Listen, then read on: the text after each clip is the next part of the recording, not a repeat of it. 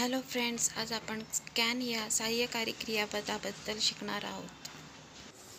Can या सहाय्यकारी क्रियापदाचा उपयोग प्रामुख्याने योग्यता व्यक्त करण्यासाठी होतो. कॅन या सहाय्यकारी क्रियापदाचा मराठीत सर्वसाधारण अर्थ शकतो, शकते, शकतो, शकतात असा होतो.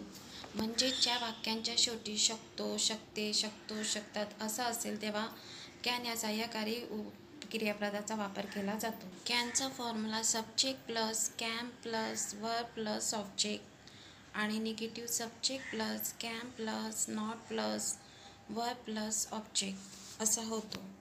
कॅन सोबत क्रियापदाचे पहिले रूप येते. कॅन संबंधित काही वाक्य जाणून घेऊया.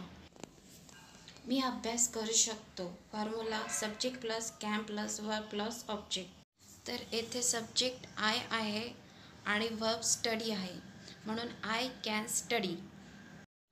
तर आता आपण नकारात्मक वाक्य बघूया. मी पत्र लिहू शकत नाही.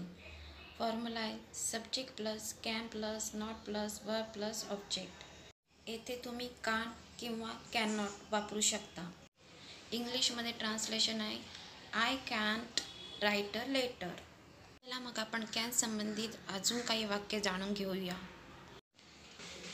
मी हे पुस्तक वाचू शकतो. I can read this book. तो ही पेटी उचलू शकत नाही. He can not lift this box.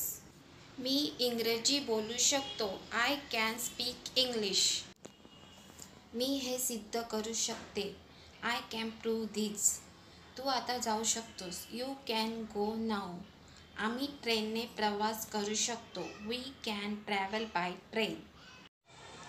अशा प्रकारे कॅन या मॉडेल व्हर्बची मराठीत 10 वाक्य बनवा आणि मी सांगितलेल्या फॉर्म्युलाप्रमाणे त्याचे इंग्रजीत ट्रान्सलेशन करा. पुढच्या व्हिडिओमध्ये आपण कुल या सहाय्यकारी क्रियापदाबद्दल जाणून घेऊया. अशा प्रकारे माझा व्हिडिओ आवडला असेल तर प्लीज लाईक करा, शेअर करा आणि सबस्क्राईब करा. आणि खाली दिलेल्या नोटिफिकेशन बेल आयकॉनवर क्लिक करा, म्हणजे माझे पुढचे येणारे व्हिडिओची नोटिफिकेशन तुम्हाला मिळू शकेल.